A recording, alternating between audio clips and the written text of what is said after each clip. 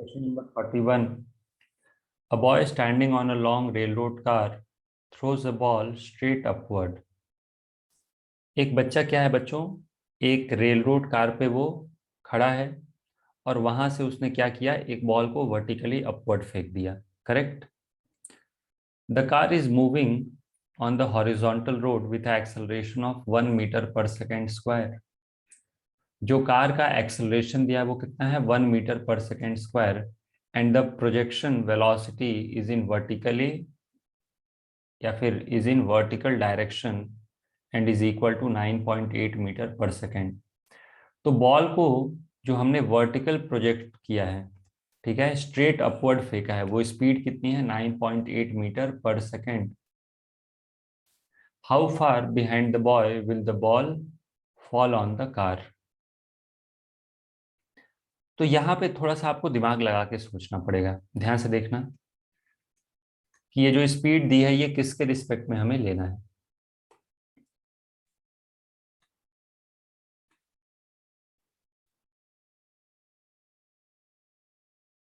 Suppose this is a rail road car. ये एक rail road car है, इसको आप ट्रक बोल सकते हो. Okay, this is a truck.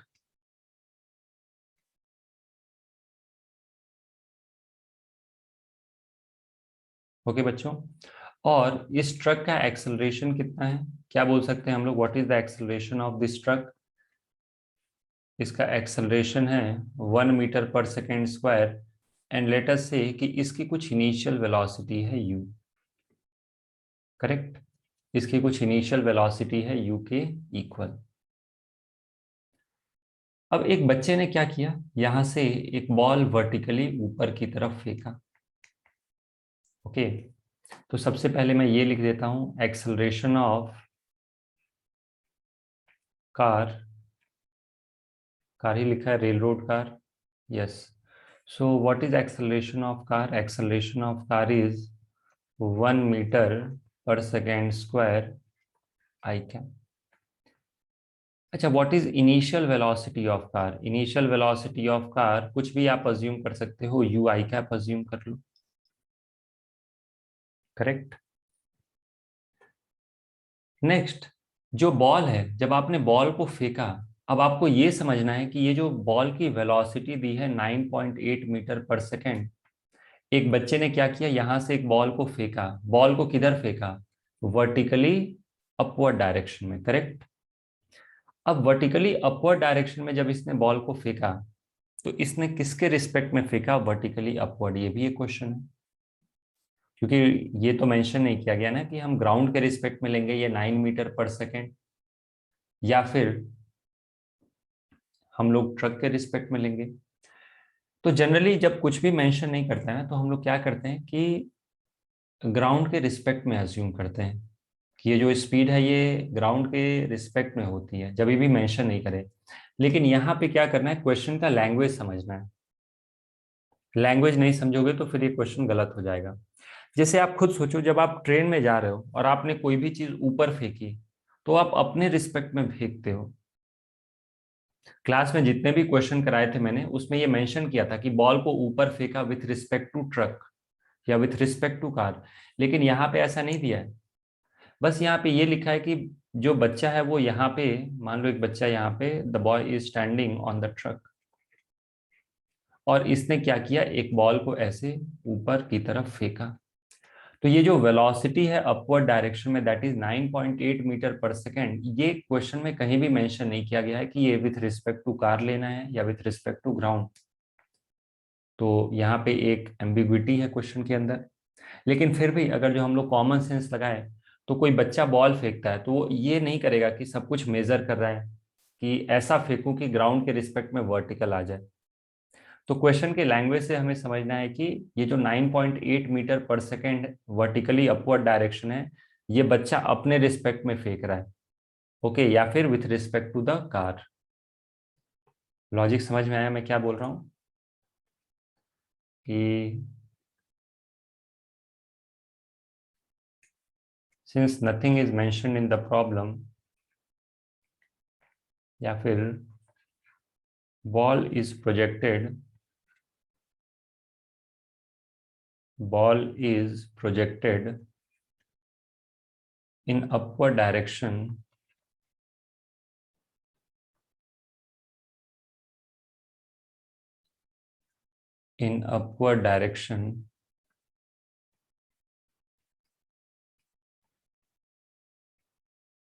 with speed 9.8 metre per second. मैं यहाँ पे लिख देता हूँ, since frame is not mentioned, since frame, किस फ्रेम में ये 9.8 मीटर पर सेकेंड है, सिंस फ्रेम। और एग्जाम में क्या होगा उसकी टेंशन नहीं लेनी है, जैसे मैंने क्लास में क्वेश्चन कराए थे, कहा था कि विथ रिस्पेक्ट टू ट्रक है ये, तो वैसे एग्जाम में देगा। करेक्ट। तो since frame is not mentioned,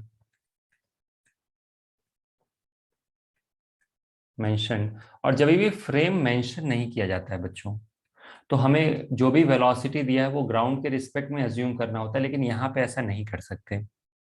okay, क्योंकि यहाँ पे थोड़ा कॉमन सेंस लगा के सोचना है कि कोई बच्चा बॉल फेंक रहा है ऊपर की तरफ, ऑब्वियस सी बात है वो अपने रिस्पेक्ट में फेंक रहा है।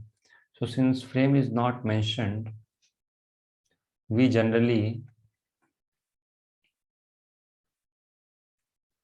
generally assume the given quantity is in ground frame, the given velocity is in ground frame। यही रूल हम लोग फॉलो करते हैं, एग्जाम में भी हम लोग यही रूल फॉलो करेंगे। ओके, लेकिन एग्जाम में ऐसा सिचुएशन आएगा ही नहीं कि आपको बोलेगा नहीं, वो बोलेगा कि ट्रक के रिस्पेक्ट में, नहीं बोलता है तो फिर आप ग्राउंड के रिस्पेक्ट में ही लेना पड़ेगा। But here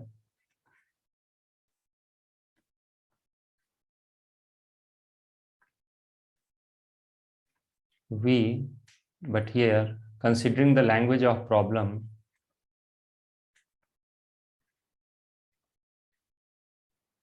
but considering language of problem,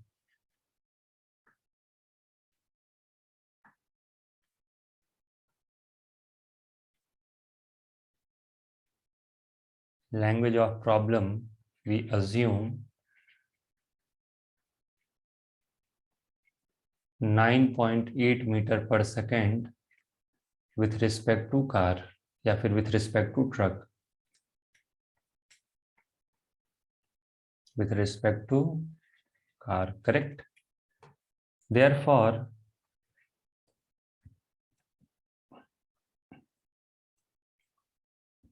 initial velocity of ball with respect to car is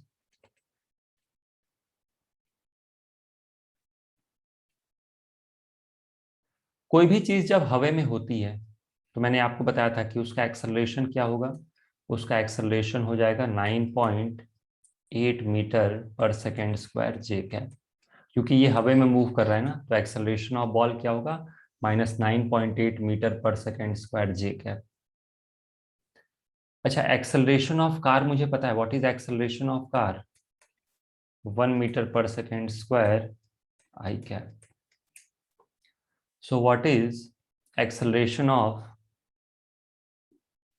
ball with respect to car, ball का एक्सेलरेशन कार के रिस्पेक्ट में क्या हो जाएगा, A B minus A C,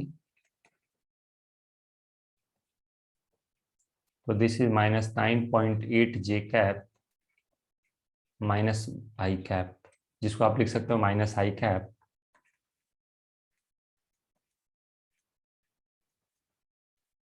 correct. तो अगर जो मैं एनालिसिस करूं, therefore in frame of truck, in frame of truck, या फिर यहाँ पे तो कार लिखा है तो इन frame of car, what is initial velocity, initial velocity is basically initial velocity of ball with respect to car, this is 9.8 j cap। what is acceleration, that is acceleration of ball with respect to car, क्या है बच्चों ये, minus आई cap minus 9.8 जे cap. Okay, अब मुझे बताना है कि truck के रिस्पेक्ट में इसका डिस्प्लेसमेंट कितना होगा, तो आप एक्स एक्सिस और वाई एक्सिस बना लो। एक्स एक्सिस में इनिशियल वेलोसिटी बॉल की कितनी है, 0, वाई एक्सिस में इनिशियल वेलोसिटी बॉल की कितनी है बच्चों बताओ? 9.8 metre per second. X axis में एक्सेलरेशन कितना है? -1 metre per second square. Y axis में एक्सेलरेशन कितना है? -9.8 metre per second square. Ball क्या वापस ट्रक पे आ रहा है? यस। तो बॉल जब वापस ट्रक पे आ जाएगा तो क्या मैं लिख सकता हूं कि डिस्प्लेसमेंट इज 0? मैं यहां पे लिख दूं अलग से, when ball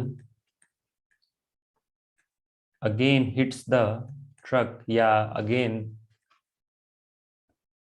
returns to car, when ball again returns to car, its y component of displacement will be 0. Its y component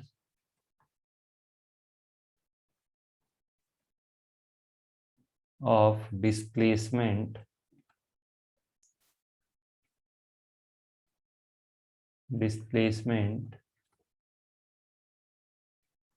is 0. तो यहाँ पे मैंने आपको ये भी बताया था कि डायरेक्टली टाइम कैसे निकालोगे। एक तो तरीका है कि आप अप्लाई कर दो s is equal to u t plus half a t square, correct? ये अप्लाई कर दो, displacement is 0, this is 9.8 t plus half -9.8 t square. इसको सॉल्व करो, टाइम की दो वैल्यूज आ जाएंगी, 0, 2 सेकेंड। मतलब 2 सेकेंड पे ये वापस ट्रक पे गिर जाएगा वापस आके। मतलब इसका टाइम ऑफ फ्लाइट कितना है? 2 seconds.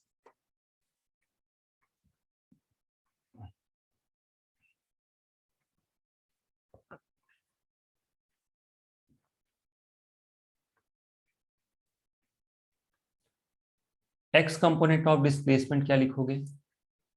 X component of displacement ये हमें फाइंड करना है। तो फॉर एक्स कंपोनेंट आप अप्लाई कर दो s is equal to u t plus half a t square. ये हम लोग ट्रक के फ्रेम में सॉल्व कर रहे हैं। ट्रक के रिस्पेक्ट में बॉल का हॉरिजॉन्टल डिस्प्लेसमेंट कितना होगा? s is equal to u t वाला term is 0, okay, half acceleration is -1 into 2 square, that is -2 metre. मतलब ट्रक के रिस्पेक्ट में बॉल 2 मीटर पीछे जाके गिरेगा। अच्छा, जो बच्चा है, जो बॉय है, वो तो ट्रक के साथ साथ चलेगा क्योंकि he is standing on the truck या स्टैंडिंग ऑन द कार। क्या मेरी बात समझ में आ रही है? तो हम लोग क्या बोलेंगे कि जो बॉल है वो बच्चे से 2 मीटर पीछे गिरेगी। देयरफॉर बॉल, या फिर मैं ऐसे लिख देता हूं, displacement of ball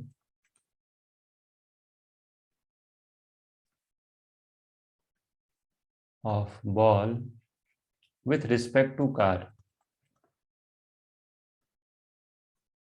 is 2 meters। therefore -2 मतलब पीछे की तरफ, सिर्फ मैं मैग्नीट्यूड बता रहा हूँ। therefore ball falls at a distance of 2 meters, 2 meter behind the boy। हम लोग अज्यूम कर रहे हैं कि जो बच्चा है वो किस तरफ फेस कर रहा है, along the motion of truck, okay.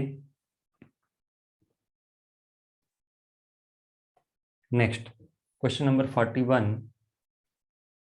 A staircase contains 3 steps, each with 10 centimeter high and 20 centimeter wide। इसकी जो हाइट है ना हर एक स्टेयर की, ये है 10 centimetre. This is 10, this is 10, this is 10, correct. What should be the minimum horizontal velocity of the ball rolling off the uppermost plane so as to hit the lowest plane? देखो ये कितने stair हैं total, आप देख रहे हो ना, 3 stair हैं, 3 स्टेप्स हैं, step 1, step 2 and this is step 3।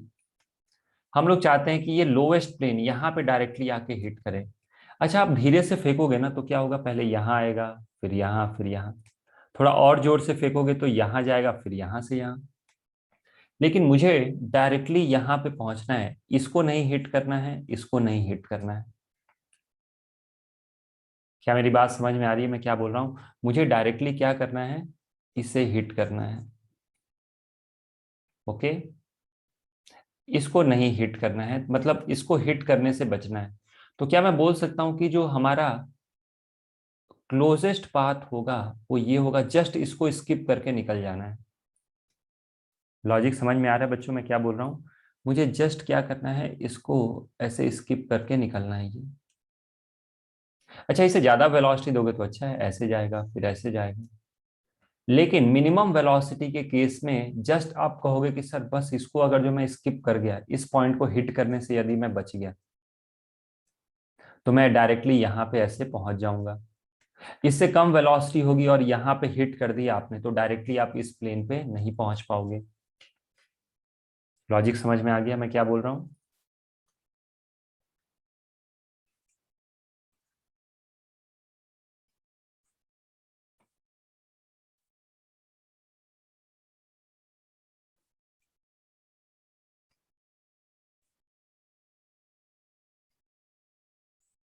ऐसा ही सिचुएशन है ये। ओके, तो क्या क्या पॉसिबिलिटी एग्जिस्ट करती हैं बच्चों?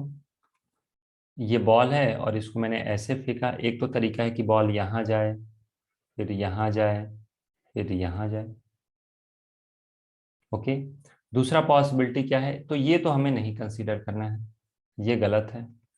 ओके, दूसरी पॉसिबिलिटी क्या है बच्चों? दूसरी पॉसिबिलिटी यह है कि आप बॉल को थोड़ा और जोर से फेंको, बॉल यहाँ चला जाए और फिर यहाँ से यहाँ जाए। लेकिन हमें ये भी नहीं चाहिए। हम क्या चाहते हैं कि बॉल डायरेक्टली इस प्लेन को हिट करे। इसको आप केस 1, केस 2, केस 3 करके लिख सकते हो। तो आपको डायरेक्टली इस प्लेन को हिट कराना है, तो सबसे थोड़ा सा ड्रॉ करना ये,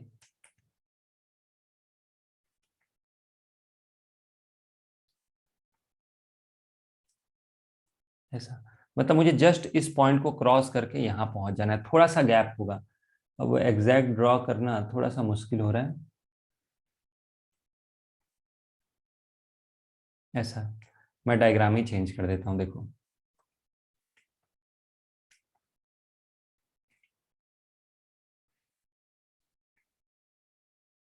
देख रहे हो, बस थोड़ा सा गैप रह गया। अंडरस्टूड? तो बेसिकली मुझे इस पॉइंट को, इस पॉइंट, ये जो पॉइंट आप देख रहे हो ना, इसको हिट करने से बचना है। अगर जो मैं ये बच गया इसको हिट करने से, तो मैं डायरेक्टली यहाँ पे पहुंच जाऊंगा। लॉजिक समझ में आ गया? तो मुझे इसको इस प्रकार से वेलोसिटी देनी है कि जस्ट ये इसको हिट करने से बच जाए। मतलब या फिर एकदम क्लोजेस्ट वैल्यू देखो तो बस आप समझ जाओ कि इसको टच करता हुआ निकल जाए। मतलब बस ग्रेज करता हुआ निकल जाए, एग्जैक्टली टच ना करे। क्या मेरी बात समझ में आ गई? ओके, इसका मतलब अगर जो प्रॉब्लम में देखा जाए, तो बॉल को ऐसा हिट करो कि जस्ट वो यहाँ पे इसको क्रॉस करता हुआ जाए। तो इसका डाउनवर्ड डिस्प्लेसमेंट कितना है, दिस प्लस दिस। अगर जो मैं इसको डिस्प्लेसमेंट कंसीडर करूं, तो इसके दो कंपोनेंट है, एक वर्टिकल और एक हॉरिजॉन्टल। लॉजिक समझ में आ रहा है मैं क्या बोल रहा हूँ?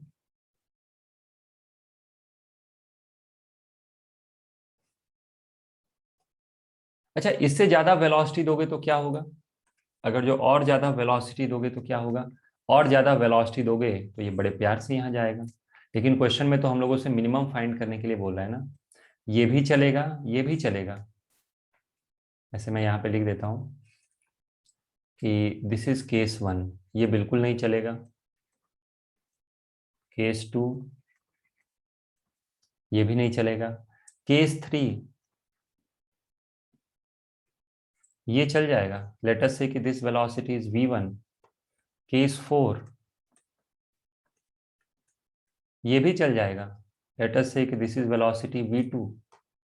लेकिन कौन कम है, v1 कम है कि v2 कम है? तो v1 कम है, v1 is less than v2। और क्वेश्चन में हम लोगों से क्या पूछ रहा है, मिनिमम।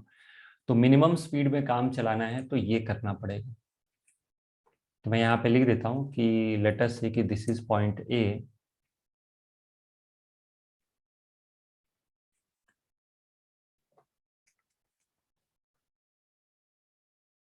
इसको पॉइंट ए बोल देते हैं।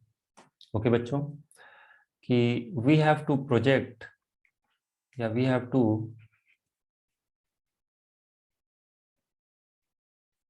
Horizontally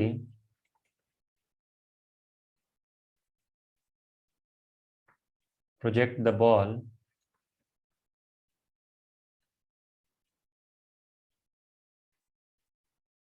such that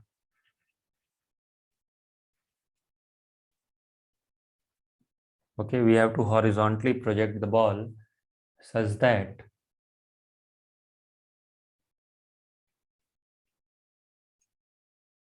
it just crosses a। क्योंकि ए को क्रॉस कर गया ये बिना टच किए उसको, तो हम लोग क्या बोलते हैं, बोल सकते हैं डायरेक्टली वो इस प्लेन को हिट कर देगा।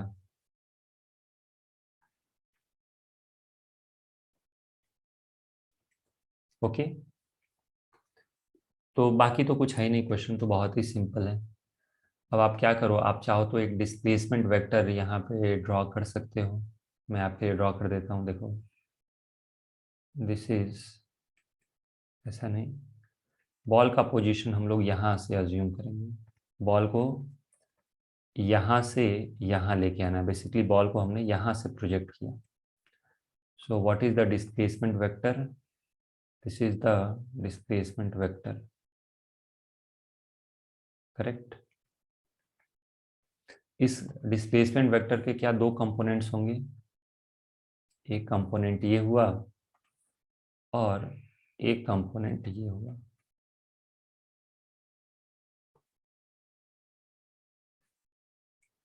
Okay, this is delta y and this is delta x.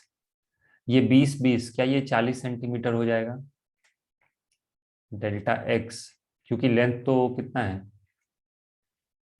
Length is equal to 20 centimetre, और ये जो हाइट कितनी थी 10 सेंटीमीटर, तो 10 सेंटीमीटर ये और 10 सेंटीमीटर ये, क्या ये 20 सेंटीमीटर हो जाएगा? यस।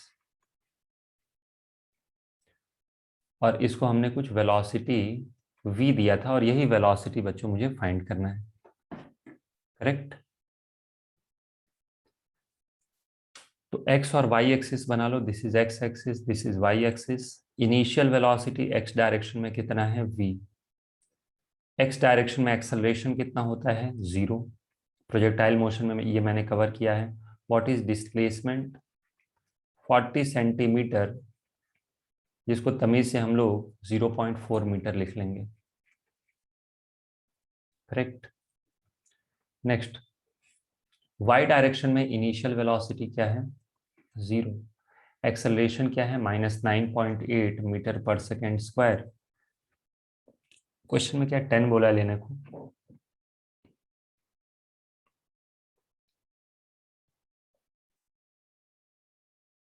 ओके। क्वेश्चन में कुछ मेंशन नहीं किया गया है, और क्वेश्चन में कुछ नहीं मेंशन किया है तो फिर आपको 9.8 लेके ही करना चाहिए।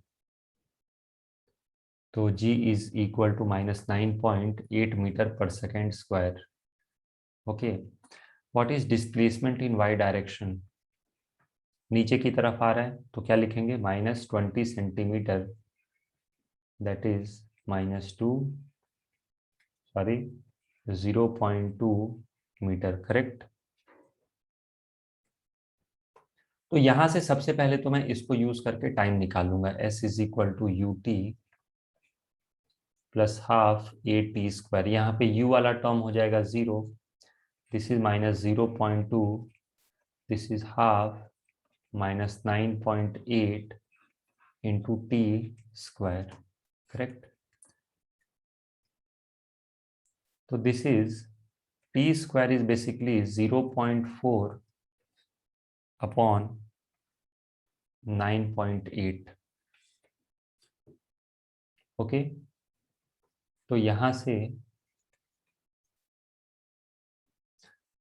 रूट निकालना आसान है, √2 आएगा, क्योंकि जब आप 2 से यहाँ पे फैक्टर कैंसिल करोगे ना तो दिस विल बी 49। 49 का रूट निकालना आसान है।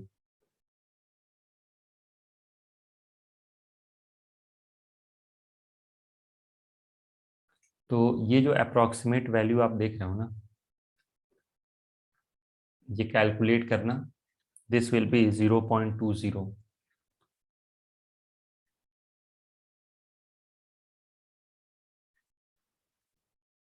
ओके, ये आ गई अप्रोक्सीमेट वैल्यू। अब यहाँ पे आप क्या लिख सकते हो, displacement is equal to ut plus half at²। यहाँ पे a वाला टर्म तो 0 है, दिस इज 0, तो displacement will be equal to v into t, और यही v मुझे फाइंड करना है। देयरफॉर वी कैन से कि फॉर x डायरेक्शन डिस्प्लेसमेंट कितना है बच्चों, 0.4 metre, this is v into time कितना है, 0.2020 सेकेंड्स। तो अप्रोक्सीमेटली आपको समझ में आ रहा होगा कि this will be 2 metre per second. थोड़ा सा कम आएगा लेकिन ठीक है, हम लोग 2 मीटर पर सेकेंड लिख सकते हैं। करेक्ट। एग्जैक्ट कैलकुलेट करना है तो this is 0.4 divided by 0.2020, 1.98, which is approximately equal to 2 meters per second. Correct. Next, question number 43. A person is standing on a truck moving with horizontal velocity 14.7 meters per second on a horizontal road. Truck की speed दे रखी है कितनी, 14.7 metre per second. A man throws a ball in such a way that it returns to the truck after the truck has moved a distance of 58.8 metre. मतलब ball को जो man ने ऐसा फेंका कि वो वापस returns to the truck. The man throws a ball in such a way that it returns to truck after the truck has moved a 58.8 metre. Okay, अब यहाँ पे इसका मतलब क्या है, ये भी थोड़ा सा ध्यान से समझना। रिटर्न टू द ट्रक का मतलब आपको ये समझना है कि वापस उसी पॉइंट पे आके गिर रहा है। ओके, मेरी बात समझ में आ रही है मैं क्या बोल रहा हूँ? देखो ऐसा भी हो सकता है, सबसे पहले तो ये समझो कि दिस इज अ ट्रक। अभी क्वेश्चन नंबर 41 जो हम लोगों ने देखा था वहां पे क्लियरली कहा था लॉन्ग ट्रक, यहाँ पे ट्रक का लेंथ मेंशन नहीं किया है, तो लेंथ बेसिकली शॉर्ट भी हो सकता है। ओके,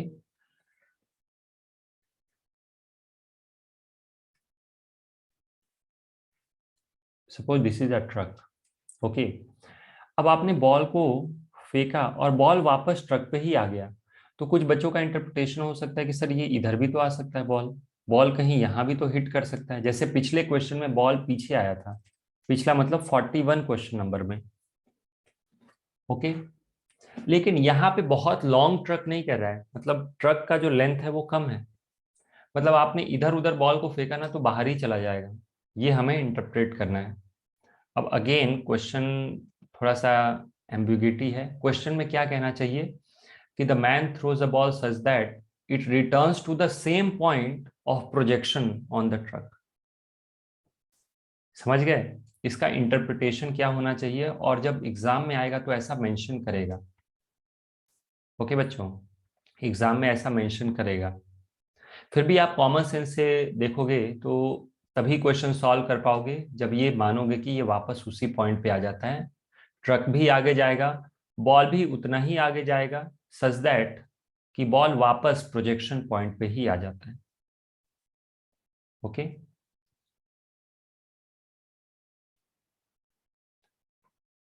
तो मैं यहां पे लिख देता हूं what is velocity of truck. Velocity of truck is equal to 14.7 metre per second. I क्या,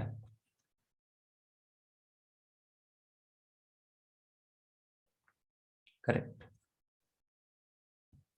जो सेकेंड स्टेटमेंट है उसका हमारा इंटरप्रिटेशन क्या होगा कि the ball returns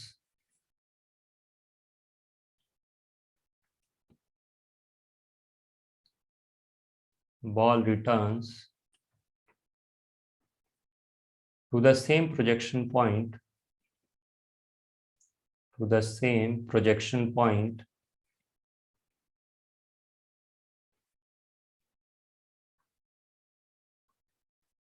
point on truck। इसका मतलब क्या है? therefore x component of displacement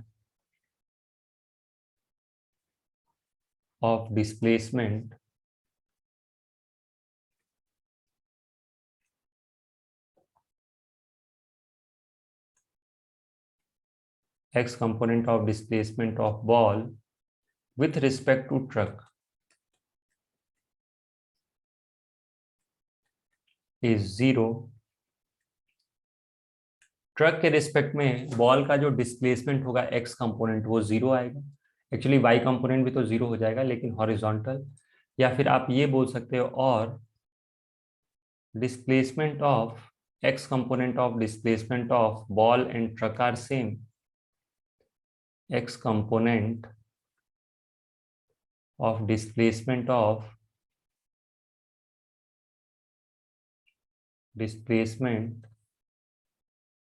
of ball and truck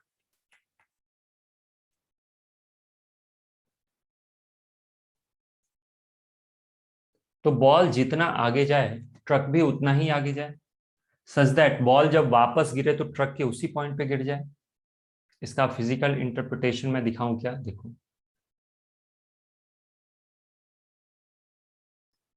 होगा क्या, बॉल यहां पे है। अब ग्राउंड के फ्रेम में ये चीजें मैंने क्लास में डिस्कस की हैं कि किसके फ्रेम से क्या आपको नजर आएगा।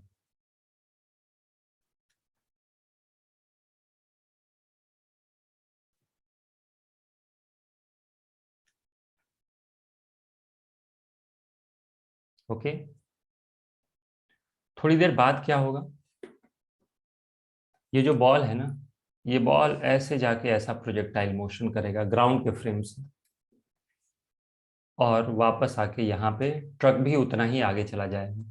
मतलब जितना बॉल आगे गया ट्रक भी क्या होगा, उतना ही आगे जाएगा और वापस बॉल ट्रक पे ही आके गिर जाएगा उसी पॉइंट पे।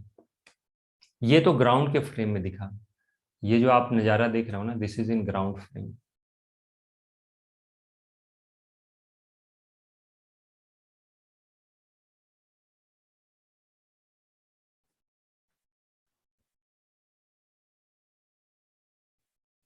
So this is motion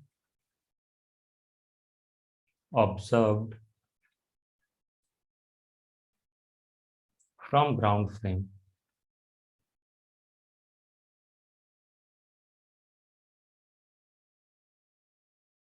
correct. अगर जो आप मोशन को ऑब्जर्व करो, motion of ball from truck frame, motion of ball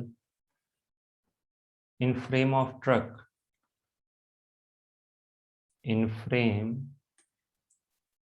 of truck, तब क्या दिखेगा बच्चों आप लोगों को? तब एक्चुअली बॉल ऊपर जाता हुआ नजर आएगा और फिर इसी पाथ को फॉलो करते हुए बॉल नीचे आ जाएगा। समझ में आ गया? बॉल पहले ऊपर जाएगा और इसी पाथ को फॉलो करते हुए नीचे आ जाएगा, लेकिन ये ट्रक के फ्रेम में, क्योंकि ट्रक के फ्रेम में तो ट्रक रुक ही गया, बॉल ऊपर जाएगा फिर सीधा नीचे आ जाएगा। करेक्ट। तो अब आपके ऊपर है कि आप किस फ्रेम में क्वेश्चन को सॉल्व करना चाहते हो। ओके, तो सबसे पहले आप ट्रक के फ्रेम में सॉल्व करो। इन फ्रेम ऑफ ट्रक,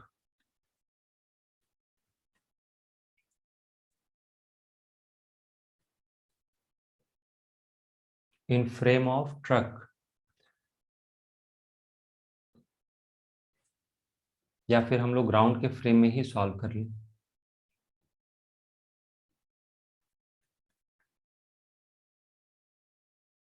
चलो ग्राउंड के फ्रेम में सॉल्व करते हैं।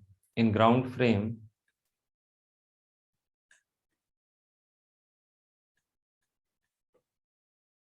लेट अस से कि वेलोसिटी ऑफ ट्रक तो मुझे पता है कितना, 14.7 metre per second I cap. मुझे वेलोसिटी ऑफ बॉल नहीं पता है। वेलोसिटी ऑफ बॉल तो ये हम लोग मान लेंगे वी एक्स आई कैप, या फिर वी वन मान लो, v one i cap plus v two j cap.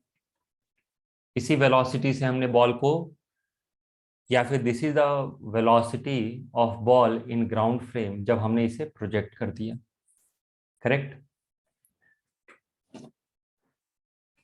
अगर जो आपने थियरी ठीक से पढ़ी है तो आप देखते ही बता दोगे कि सर V2 14.7 होगा, और टाइम ऑफ फ्लाइट अगर जो आप ध्यान से देखो ना तो 4 सेकंड आएगा, तो आप बता सकते हो कि 20 मीटर्स पर सेकंड कुछ होना चाहिए। एक बार देखते हैं सॉल्व कर क्या आ रहा है। ओके, अब क्वेश्चन में क्या दिया है इस लाइन को पढ़ो। Ball returns to the truck after truck has moved a distance of 58.8 metre. Okay, ball कितने देर में रिटर्न आ रहा है, ट्रक कितना मूव किया 58.8 मीटर। डिस्प्लेसमेंट ऑफ ट्रक बताओ, what is displacement of truck. So this is given 58.8 metre ठीक है। तो कितना टाइम लगा, time is equal to displacement upon speed. So this is 58.8 upon 14.7। तो क्या ये दिख रहा है कि 4 सेकंड आ जाएगा। This is equal to 4 seconds. Yes, मतलब ट्रक कितने देरी तक मूव किया, ट्रक ने 4 सेकंड तक मूव किया, तब बॉल वापस ट्रक पे आया। So we can say therefore time of flight of ball, time of flight of ball is equal to 4 seconds. अब देखो आप बेसिक से भी कर सकते हो, नहीं तो डायरेक्टली टाइम ऑफ फ्लाइट का फॉर्मूला एक लिख लो। ठीक है, आप लोगों को पता ही होगा कि टाइम ऑफ फ्लाइट क्या होता है, 2 times of vertical component by g. क्या मैं सही लिख रहा हूं। So what is time of flight, time of flight is equal to 4 seconds. This is equal to 2v1 upon 9.8. This implies v1 is equal to 2 into 9.8. This will be 19.6 meter per second. So this is vertical component of velocity of क्या, ball. Okay. अब क्योंकि जितना आगे ball गया उतना ही आगे truck गया, तो क्या मैं लिख सकता हूं कि x component of displacement of ball, x component of displacement of ball, x component of displacement of ball in 4 seconds is 58.8 meter. Correct. Therefore x component of velocity जो है that is v2, this is 58.8 by 4, that is 14.7 metre per second. अब class में हम लोगों ने इतने question किए हैं ना कि आप इतना कैलकुलेशन करना ही नहीं होता, देख के ही बता दो। ओके, हम पहली बार कोई क्वेश्चन ऐसा कर रहा है तो सब कुछ स्टेप बाय स्टेप सॉल्व करेंगे। लेकिन आपको पता है कि डायरेक्टली बॉल अगर जो ट्रक पे ही वापस लैंड कर रहा है तो हॉरिजॉन्टल कंपोनेंट दोनों का सेम होना चाहिए। तो देयरफॉर वेलोसिटी ऑफ जो बॉल है, क्या लिखा था हम लोगों ने बच्चों, v1 आई कैप प्लस v2 जे कैप। तो v1, कुछ गड़बड़ किया क्या मैंने, एक्चुअली v1 आई कैप था, यहां से v1 आ गया ना। एक्चुअली ये जो वर्टिकल कंपोनेंट है ना, सॉरी मैंने गलत कर दिया, वहां पे v1 प्लस v2, तो मुझे वर्टिकल कंपोनेंट ऑफ वेलोसिटी लिखना है, तो ये तो v2 आया, उल्टा हो जाएगा नहीं तो। This is vertical component of velocity, और ये क्या है, हॉरिजॉन्टल कंपोनेंट ऑफ वेलोसिटी, क्योंकि हॉरिजॉन्टल डिस्प्लेसमेंट है ना, तो एक्स कंपोनेंट ऑफ वेलोसिटी आएगा.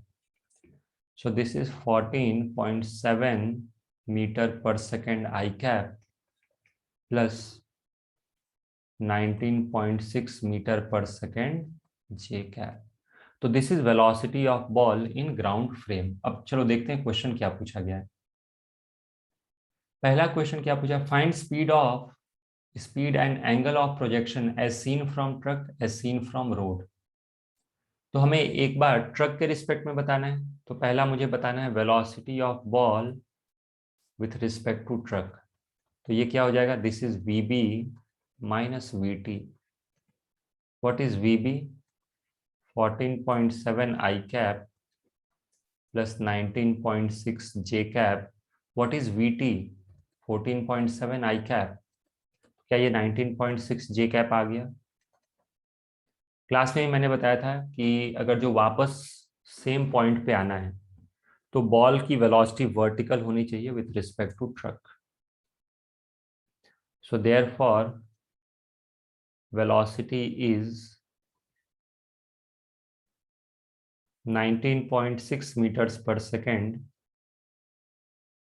सिर्फ जे कैप है, इसका मतलब क्या है, in vertically upward direction.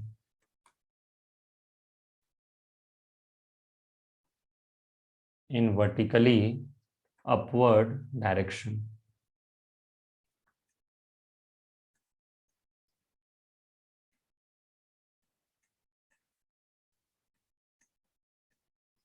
Correct. Next b part, velocity of ball with respect to ground. तो ये तो हमें ऑलरेडी पता है, 14.7 आई कैप प्लस 19.6 जे कैप. ओके, अब आप थोड़ा सा दिमाग लगाओ. क्या इसको मैं ऐसे लिख सकता हूँ 4, या फिर मैं इसको लिख सकता हूँ क्या 4.9 3 I cap plus 4 J cap. दिख रहा है.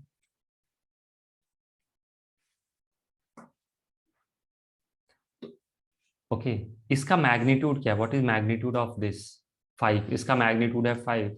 So therefore mod of velocity, इसका जो मैग्नीट्यूड होगा ये हो जाएगा 4.9. आप चाहो तो पूरा का पूरा, आपको पता है ना, this square plus this square का रूट होगा. तो ये मैंने सिंपल फॉर्म में कन्वर्ट कर दिया इंटू 5. तो 4.9 इंटू 5 कितना हो जाएगा, 25 minus 0.5. So this is 24.5 metre per second. 3 I cap plus 4 J cap. खुद देखो, हॉरिजॉन्टल कंपोनेंट है 3 और वर्टिकल कंपोनेंट है 4. तो हॉरिजॉन्टल के साथ ये कितना एंगल बनाएगा, 53 डिग्री. This is 4.9 into 3. ये जो कंपोनेंट है ये कितना है, 4.9 इंटू 4. तो this is the resultant velocity. ये कहा क्या दिख रहा है बच्चों, this is in ground frame. So this is 24.5 metre per second. और ये एंगल थीटा, 3, 4 और 5 वाला ट्राइंगल बनना है तो डायरेक्टली थीटा बता सकते हो 53 डिग्री. फिर भी आप चाहो तो निकालो, tan theta is perpendicular upon base. This implies theta is 53 degree. तो ट्रक के रिस्पेक्ट में एक्चुअली क्या करते हैं हम लोग, इन फ्रेम ऑफ ट्रक हम लोग बॉल को ऊपर फेंकेंगे, बॉल सीधा हमारे हाथ में आ जाएगा. लेकिन इसी को जब आप ग्राउंड के फ्रेम से देखोगे तो ग्राउंड से दिखेगा प्रोजेक्टाइल मोशन होता हुआ. कोई ग्राउंड से देखेगा, क्लास में ही मैंने इसका डायग्राम ड्रॉ करके दिखाया था कि ये बॉल सीधा आगे जाएगा, मतलब बॉल प्रोजेक्टाइल मोशन करेगा और पर्सन आगे जाएगा. और हमेशा जो बॉल होगा ना उस पर्सन के सर के ऊपर ही रहेगा. ओके,